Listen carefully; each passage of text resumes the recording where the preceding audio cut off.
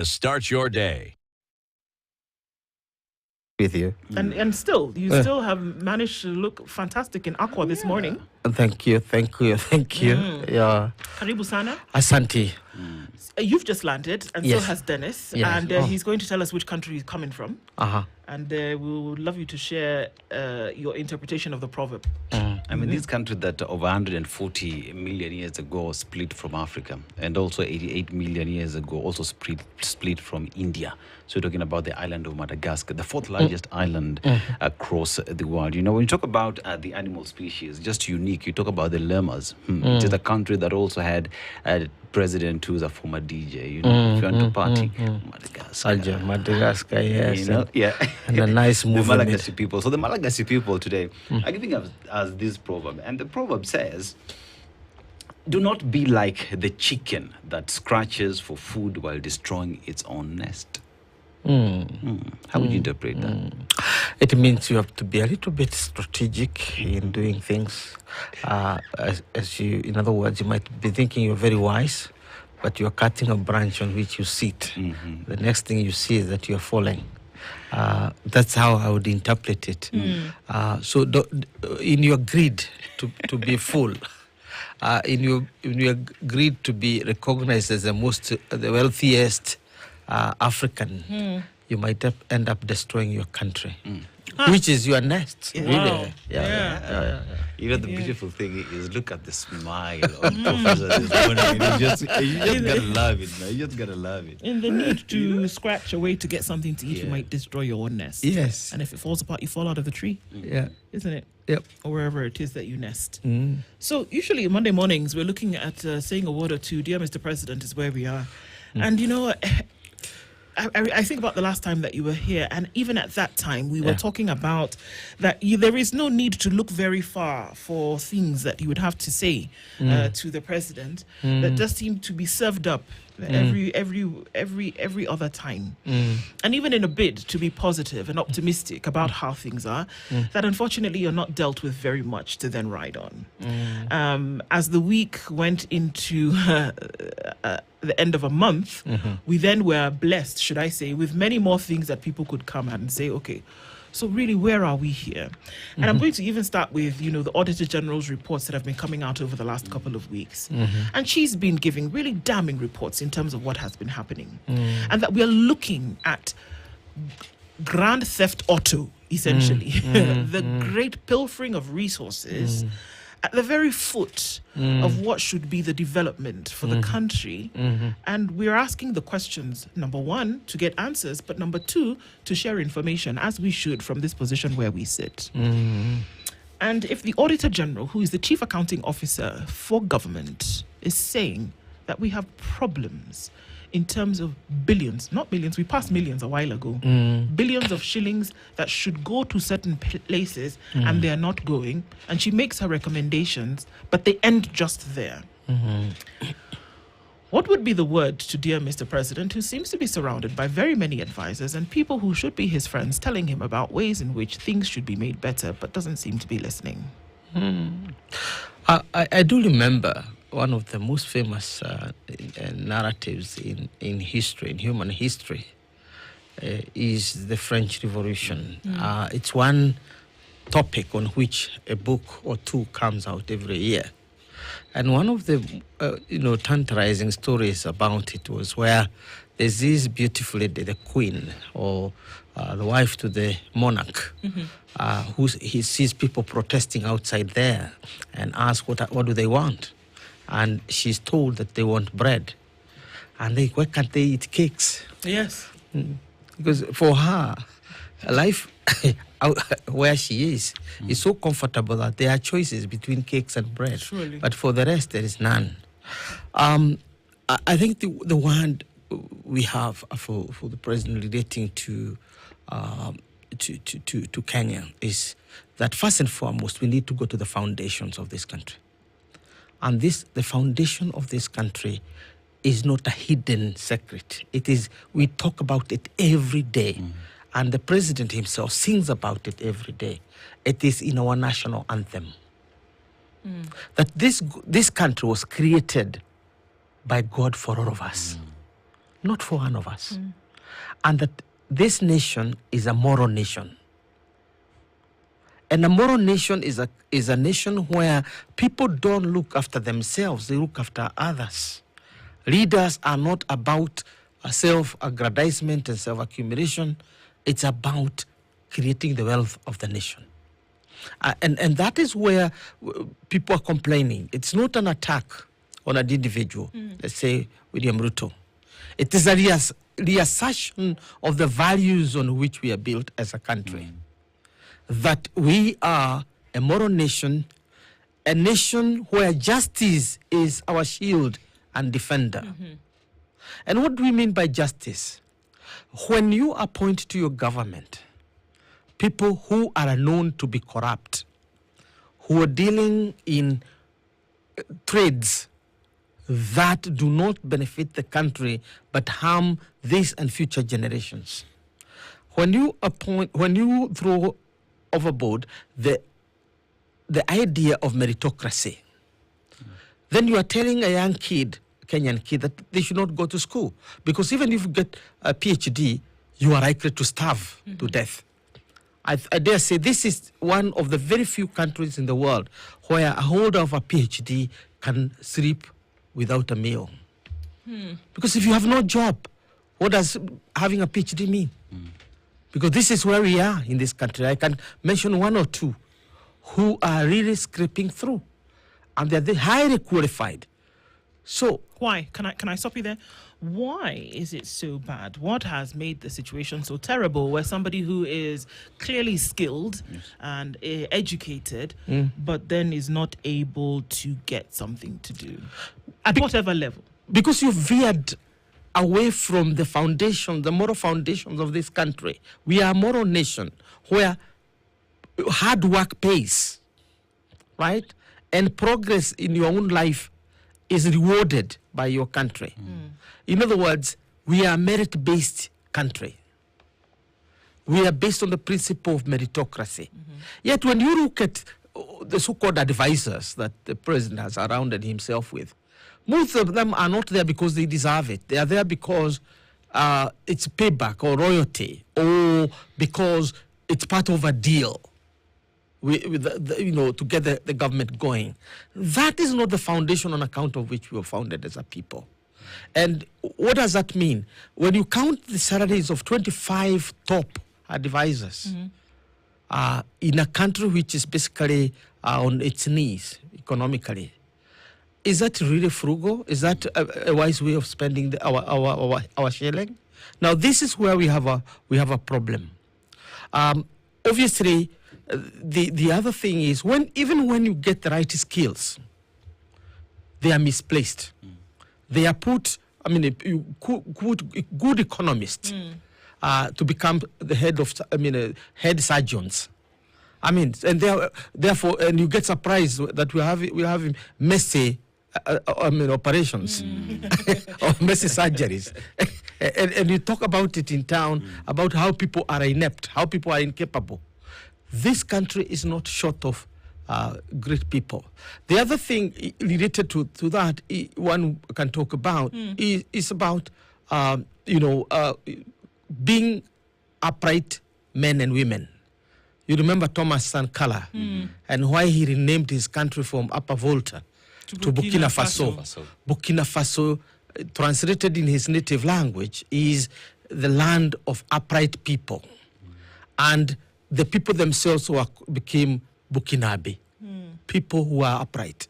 Just to remind themselves every day that great nations are built by upright people, not by people who every day are looking for opportunities to make a dime or two out of corruption and out of mismanagement or those kind of things. So it is important for us to remember that we as Kenyans are also a land of upright people. That's what the founding fathers of this nation wanted us to be. So every day you make a deal that brings NHIF down or SHIF or SHA down. Anytime you divide money that is enough to pay for free primary education, free secondary education, free university education, and even free doctoral education, you divide it into small atomized funds that go to MCAs, to constituencies, to governors, women rep, Economic senators, department. economic advisors, government. The president, I think, has 5 funds. So you atomize a fund that is capable of supporting the best education on planet Earth. What you're saying is put it together, which I think has been advocated for the longest time. Yes. Because this is what we're looking at. That look at the position of the nation. Yes. Right? Yeah. And there was a man very brilliant who once said, you know what, if you want to understand the pulse of any nation, we're not just talking about on the African continent, Yes. any nation, look at the condition of who would be the most vulnerable at any one time. The children. Yes. Those who may be on the lower rung when it comes to then being able to feed. If their situation is so despicable that they can't survive, then that's the true picture of the nation. Yeah. So now here we are saying all these funds all over the place. We have people lining up for bursary every time. We're going to third term. It's about to start again. County governments are about to now start handing out checks. Members of parliament about to do the same thing. NGAF is also about to do the same thing with the women rep. We are also going to see the president's fund. I mean, for crying out loud. But are we saying if you take all of that, put it in one fund like a federal system and say we are sending this money to schools and everybody prepare your children, get up, go to school, period. Yeah, that is what it is supposed to be. 2 things that we can fund for ourselves without having to get any loan from World Bank, IMF, and what have you, is 1, education that we can, where we have reached. 2 is health that we can. Now, we can struggle with everything else about our luxuries of what airline we are going to use and what buses we are going to use and so on. But those 2 we can. But why are we not able to? Because of the nature of our politics. Call it the culture of our politics. You want that MCA, you want that member of parliament, you want that governors to go bragging to people in the villages how they have helped them. Like there is any money, they are making those offices of theirs. They're not making money in the county government. They're not making money in constituencies. They're getting money from the top. Why can't that top behave and remove this nonsense? And remember, you are wasting the time of Kenyans. A Kenyan is told to go to the office to collect the form. They collect the form. They are told the next day is to return the form. The third day is to announce the bursary. You are spending 1,000 shillings to go for this. So by the time you are handed over the bursary, it is 2,000. And you have spent 3,000 on the back and forth movement to go for that bursary. 2,000 when the fee you are supposed to pay per year is 54,000 Kenya shillings. So are we really a serious nation? Or we are just out for a big joke? So, and mark you don't need a nuclear scientist to do the calculation for you. If you take the 5 or so presidential funds, you take the 47 county funds, you take the 290 MP funding, and I think 46,000 plus MCA funding, you amalgamate it, you have more money than you need to pay for all education in this country. What does that tell us? That somebody somewhere is supposed to be accountable for this nation. Remember, when we set up the new constitution, we created one center of accountability. So when people start thinking, the police are shooting, I said, leave the police alone. They are given guns and bullets. The question is, the order they are given. Police cannot do what they are not. They are not to do. Yes, they were hired, and the only thing they are given is not a djembe and a wheelbarrow. It is a gun and bullets. Yes.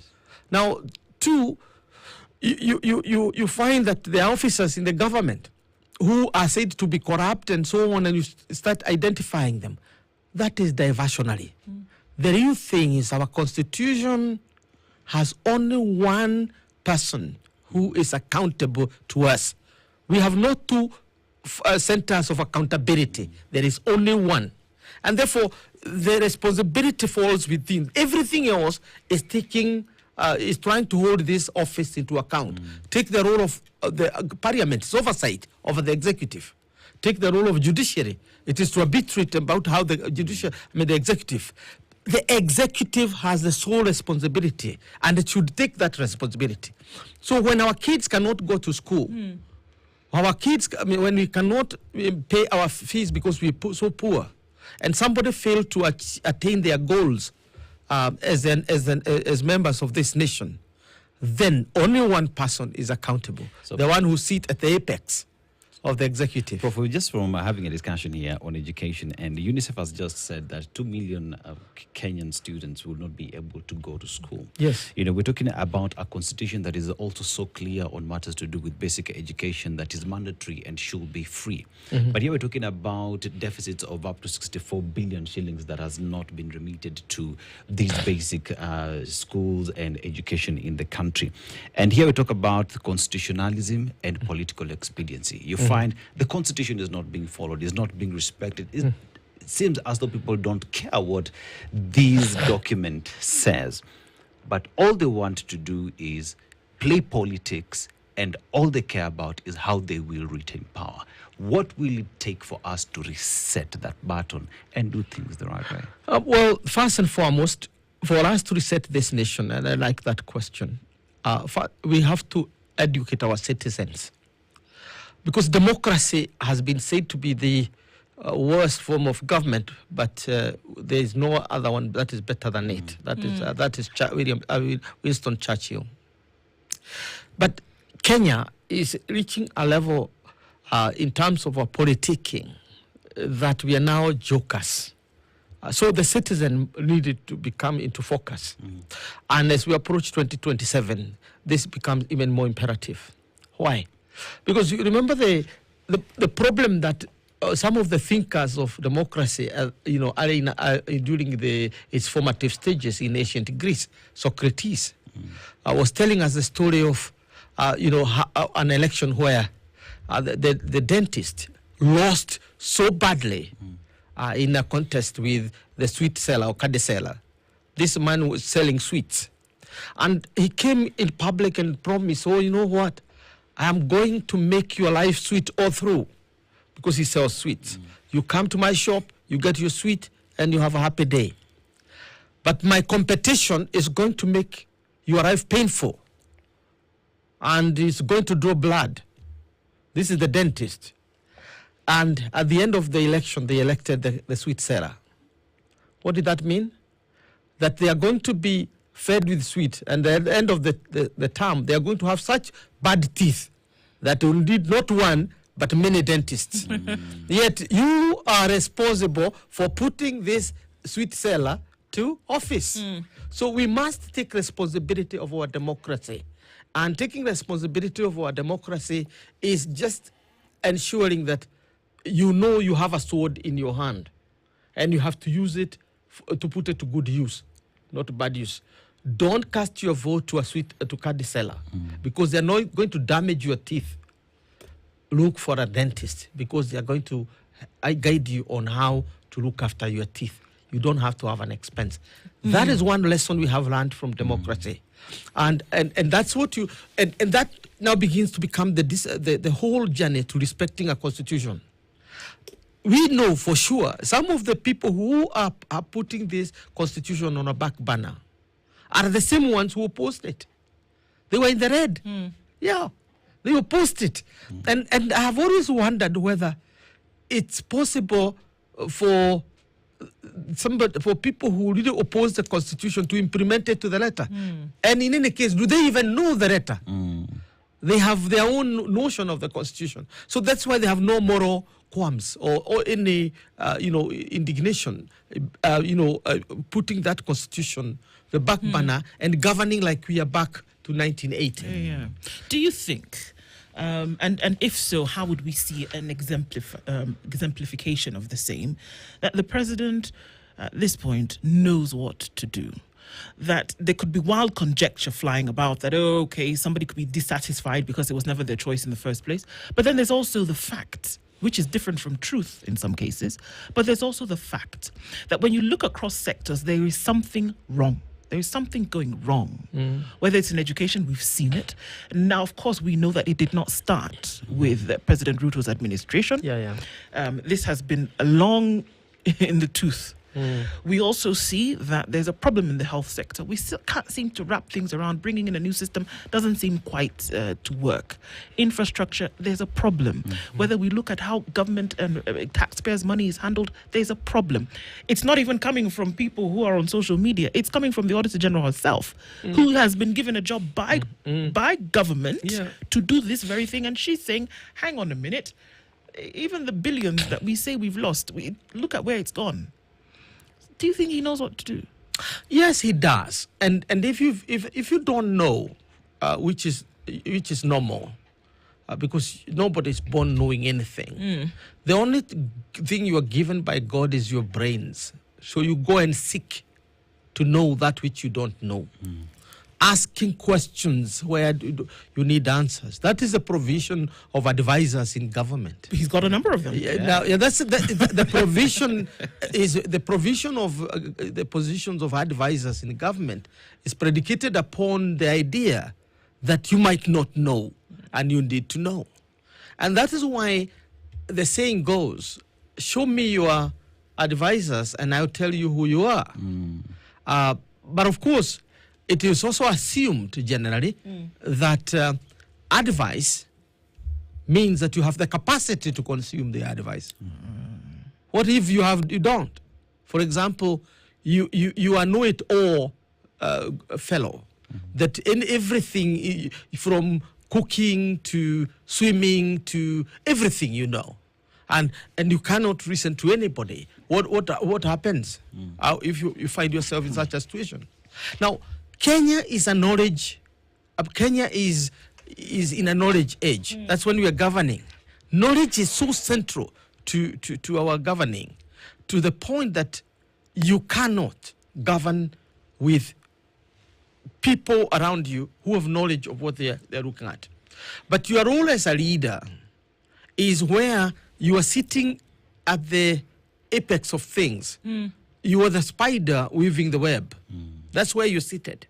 And therefore you have the forest. And you are convinced that you have people who know the trees in those forests. Sure. And therefore the whole infrastructure will work together. But when you now begin to hack the trees yourself, you throw the whole country into confusion. There is a toilet that needs to get to public use. You open it. There is a river that is silted. You go in the morning to unsilt it. There are some vegetables that need to get to the market. You go and inaugurate the marketing of that vegetable. You know, some wildebeest that are crossing some over. wildebeest that are about to cross from Tanzania to Kenya. You launch the coming of the wildebeest into Kenya from Tanzania. You know, the sun is about to rise in the morning. You wake up and usher the sun. Yes. You know, to us. Mundane things about life. I worked for a president in this country who would... I worked for a president in this country who at one point we were at pain to get him out to go and campaign for the constitution because he thought that we should do it. Then we told him, no, this is yours. This one you have to do it yourself. You have to get out and go tell Kenyans why they need a new constitution. Tell them that after the constitution, the police will be asking you, for permission to arrest you. They will not be beating you into pulp, and so on. So then this is what we were talking about, the new Kibaki. Why? Because he was a person who sit where he's supposed to be, at the apex of the forest. You watch the whole broad of the forest, and you can tell that is the tree there, that's the tree there, that's the tree there. If you find the tree is withering, then you call the person who is managing that tree. Come around. Why? Tell me what is first of all, what's the problem? Yes, what is the problem there? Then they come and explain. Okay, so what can we do? This is what governing is. It is not about waking up every morning with an axe to hack every tree in the forest. And if you do that as an executive, whether of a company or of a nation, then that country or nation or company is doomed. So even before that's where we find ourselves. So before we go to a break, what are you saying, Prof? That essentially, you wouldn't have to. You would see if somebody was interested in making a change. Yes. You would, because somebody who is interested in change will start by asking questions. Like, for example, this is now, I think, the third year, President William Ruto. I have very many friends who have been consultant with international governments, including World Bank, China, and so on. And they have never, ever been called, even by any of his PSs, for questions. And one asks, where are these fellows getting their advice from? We are in the universities paid for by government. And nobody is asking even a question, even a phone call at this age of time, or a WhatsApp message about what should we do in Sudan? What should we do in Somalia? What should we do in Congo? Or what is wrong with the Congo? Just a small message in a WhatsApp so that you get to know. So people are, governing like this is their personal property, or it's a fiefdom. Not with a country with 55 million people. And with our 55, 57, citizens, we cannot be taken for granted. Let's take a break at this point. It's our country. Indeed. We'll take a break at this point and come back and look into this just a little bit deeper with Professor Kagwanja. And we're looking into a number of things this morning. Dear Mr. President, it seems that things seem to be falling apart. Will the centre hold? And we've got to ask you this question at this time. Feeling unwell? Do not search your symptoms. You know how you say there's a Dr. G somewhere? Don't do that. Find a trusted health provider near you.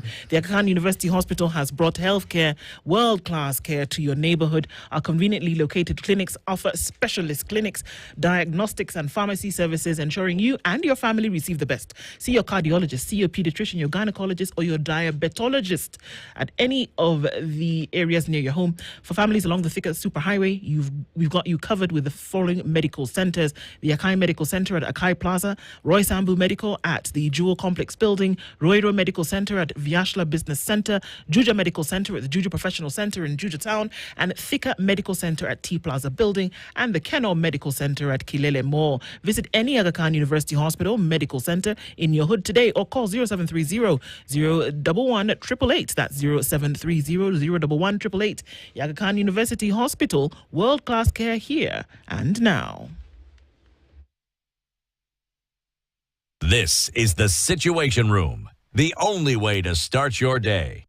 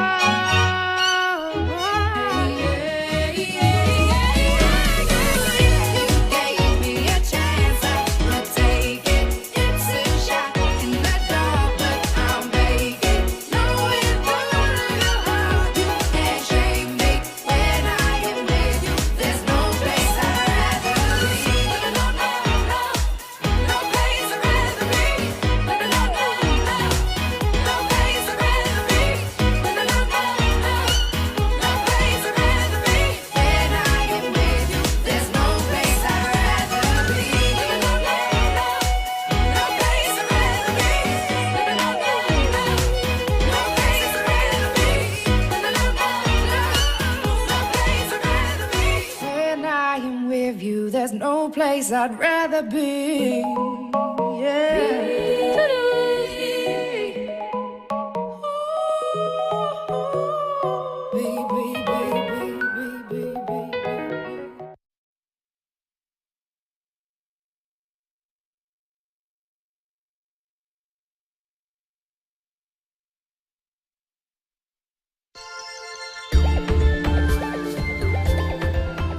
I just want to hear straight from you if those accusations are true.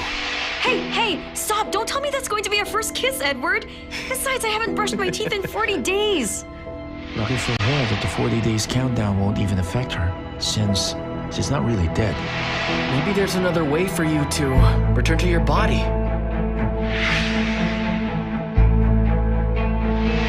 So we're approaching Juliano Avenue.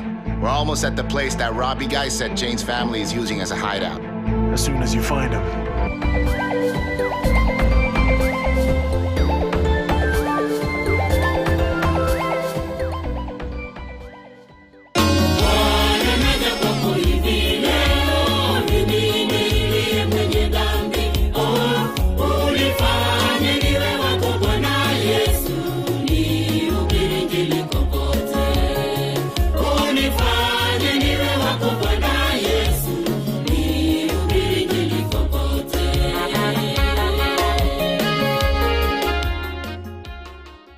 Dial star 811 star 914 hash to get this as your skiza tune. KTN, ndio home. This is the Situation Room, the only way to start your day.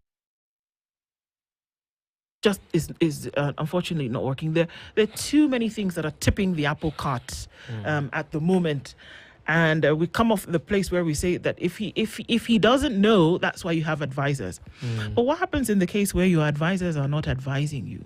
There is one who yesterday said, and wrote a whole column on it, and I wondered whether they were in their right mind that it's time to abolish borders or something like that. And when people are back to the basics.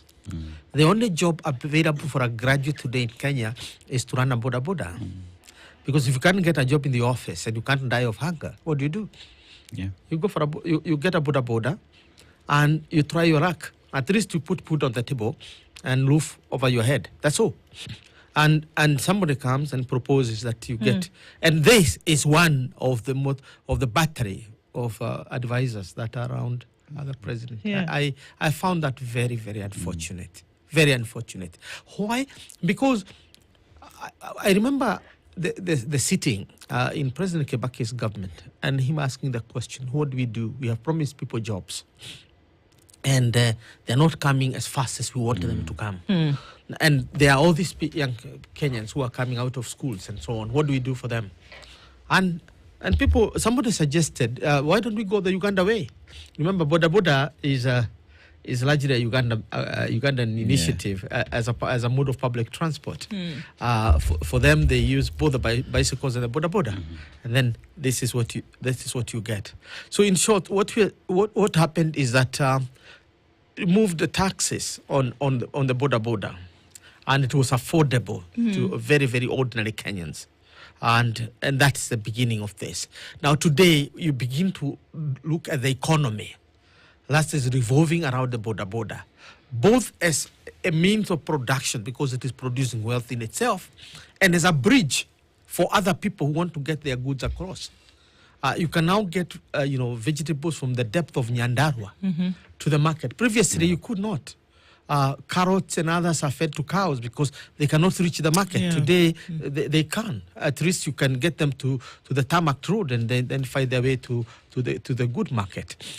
So this is the kind of advice we are saying that, the Chinese have a saying that if you are not improving on silence, you have no right to talk. So if you have no advice, please don't advise. Shut up and wait until that time you have advice to give, because only then can you improve on silence. Only then can you improve on the situation as it is now. So I would say that what our leadership requires, both the president and those around him, is to go back to the drawing board and ask a very basic question. What was Kenya designed to be as a country? And the Americans every day ask that question. I've been reading as I was traveling from Beijing to Kenya. I was reading a lot from the Americans asking why their country is not working. And because it reaches a level where you have to begin to look at the factory settings of everything, yourself, the country, and so on. So what is the factory setting for Kenya? So that when you tell us you're doing good, then you judge yourself against what you know the task was. If you are a consultant like myself, the most important things are the terms of reference, what you were told to do. Because you can do many things. Like my student who I asked when I was a younger teacher in high school, and I asked, you critically assess the role of Prophet Hosea. And the young man, I think, had not read anything and just decided to say that far be it from me to criticize a prophet for God. I shall instead write about King David. Now, he's writing about King David, but that's not what is asked. Yes. He's supposed to talk about Hosea. Might we be having a leadership in Kenya that is writing about King David when they are supposed to talk about Prophet Hosea? And Prof, if because they don't know the basic question that they're answering. And Prof, if you look at it in that light, you talk about, there's something you said earlier that we need to look at the moral of the nation. Yeah. You know? And if you talk about moral of the nation, you go back to the national anthem, justice be our shield and defender. And you talk about justice be our shield and defender, we go back to this document. But now let's look at the center of leadership in this country and ask if it's still holding. And when I talk about leadership, I'm not talking about the executive. I'm talking about the people who give those in power that mandate to lead. And if you look at Kenyans themselves today, the center is not holding. They're saying, we do not like how you're leading us. We need to do things differently. But are they listening? No, this is the point. And the point we're making by saying we need to go to the factory setting of Republic of Kenya. We need to go the basics. We need to look back to the visions that the founding fathers of this country had. It is not because we are not 60 years old. We are. And remember, Kenya was there before the British came, and we had a view of who we are.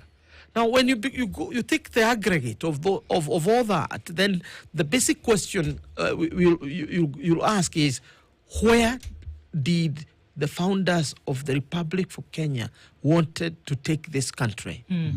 And every day, as I said, you are reminded by our national anthem. We are believers in God, sincere believers in God. It's not about the temples we're building for Him. It's not about the churches we're building for Him. It's not about the monuments we're building for God. It is about the basic belief, O God of all creation. That's where we begin with our national anthem. O God of all creation. Then you have to know your country.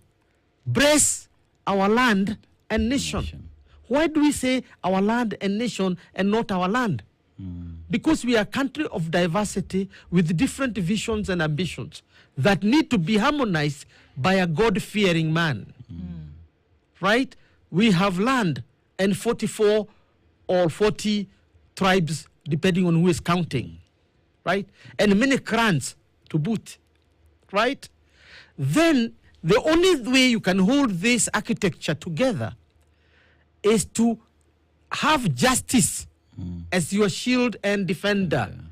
Not to kill aimlessly, not to abduct your fellow citizens, not to steal from public coffers, not to make yourself and your family wealthy at the expense of the other Kenyans. Then the justice is not a shield in this point. It is not when you watch, you disaggregate resources to the point that becomes so useless. Whereas if it was one kitty, it can benefit Kenyans who deserve it. Right? So you scuttle resources, including donations in churches, donations in schools, donations in funerals. You know? A young man is shot for no reason by the police, and then the first thing you do is to send millions there. Why do you want to have them dead fast so that you take millions? Maybe that young man has never even, the family has never received a million. But here they are receiving it when their son is dead. Those are the questions that tell us we are not having justice as our shield and defender.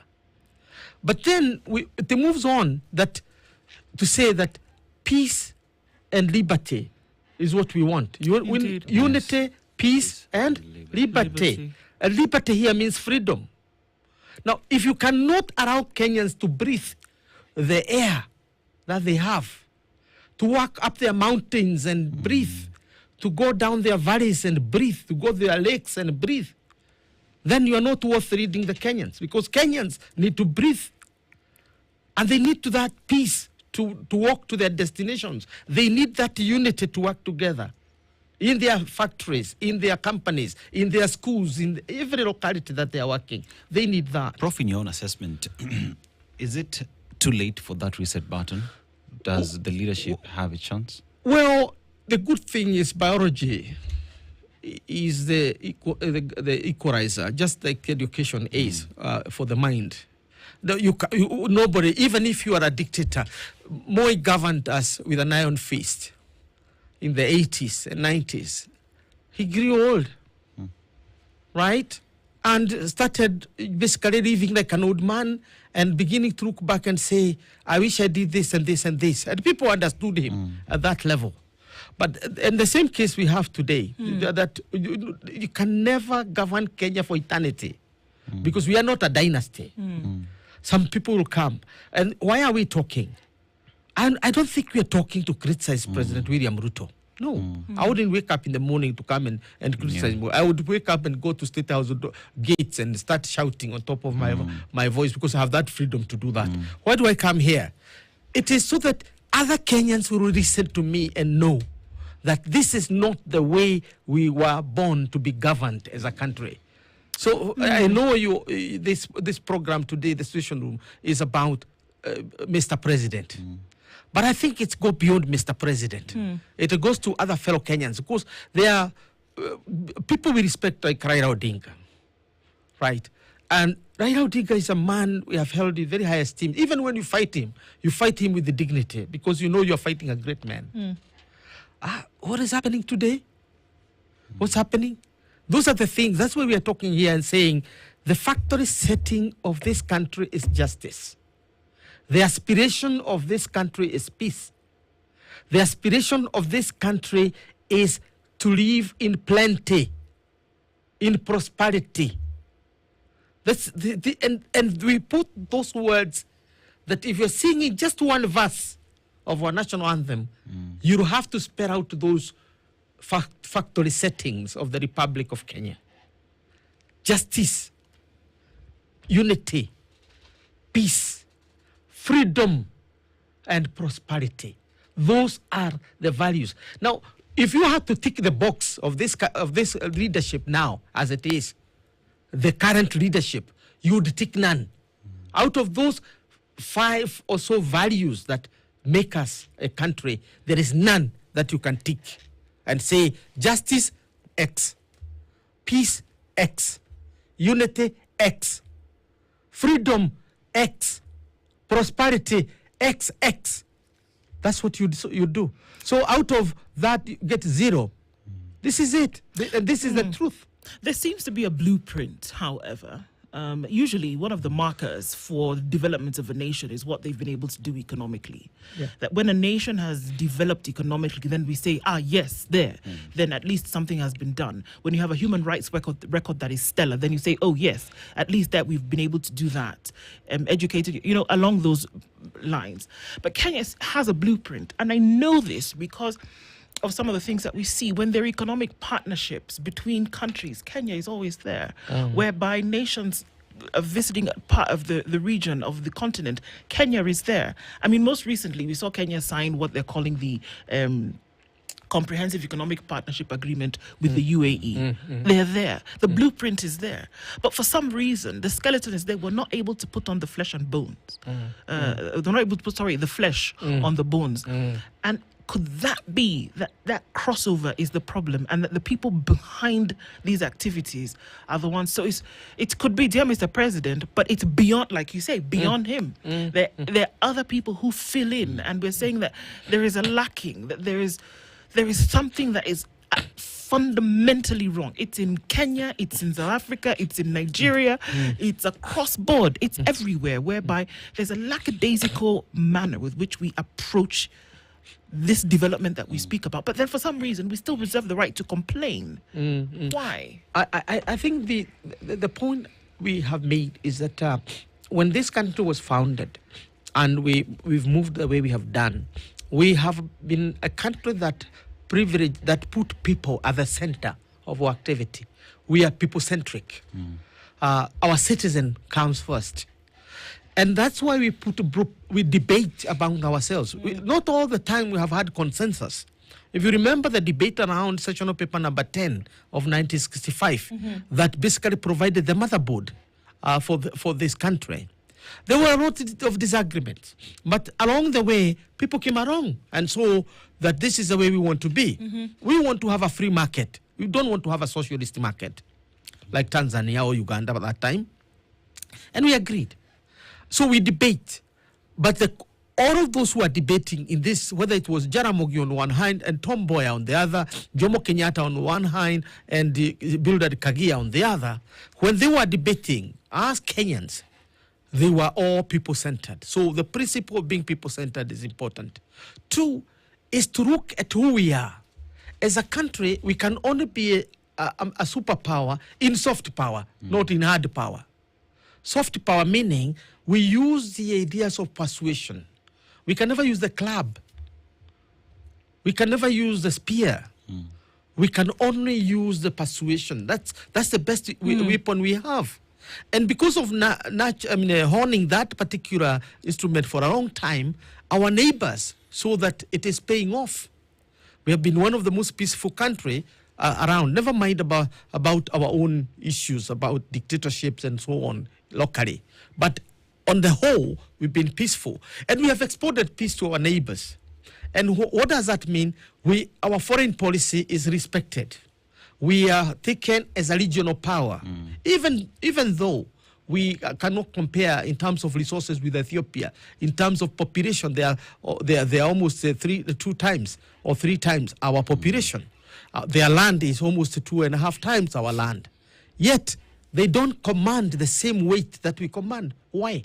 Because the founding fathers of this country and those who built it later built it on that basis of both local, internal and external justice. That you are an honest broker to your neighbors. You are an honest broker internally among the diversity of the Kenyan communities. So you must be all the time an honest broker. And there are scripts to which we have signed. Like now, we have been appointed to, I think, International Human Rights Council. Yeah. We are part of that. And what are we doing? That's the question. We are there. We are there to defend, human rights. And what are we doing at home? Look at the reports today. 65 dead last year. 63 dead last year. 63 dead this year. Many maimed. What are we doing? So this is where we now begin to act contrary to the papers we signed to. Look at what China has done to us. China, through its FOCAC, or Forum for China-Africa Cooperation, they have given us resources to build the railway up to Uganda. They have given us resources to build roads up to Maraba border. They've given us resources to build other roads and other installations. Now the question is, are we going to apply that money transparently? Or we are going to enrich ourselves and possibly not complete the railway? Now it will reach Kisumu and cannot get to Maraba. That is the eternal question, is it not? What then are we going to do with the opportunities that have been given to us across board? That's been our session of Dear Mr. President this morning. Stuff for us to think about and stuff for us to keep in the open discourse, no matter what. Always great to have you in the room. Dr. Peter Kagwanja, who's the CEO of the Africa Policy Institute, has been here with us this morning. Thank you for doing so. Now you can get some rest after coming in from Beijing. Yes, that's true. Until the next time we talk, thank you so much. Good morning. It's 9 a.m. The seat has been hot. Fantastic.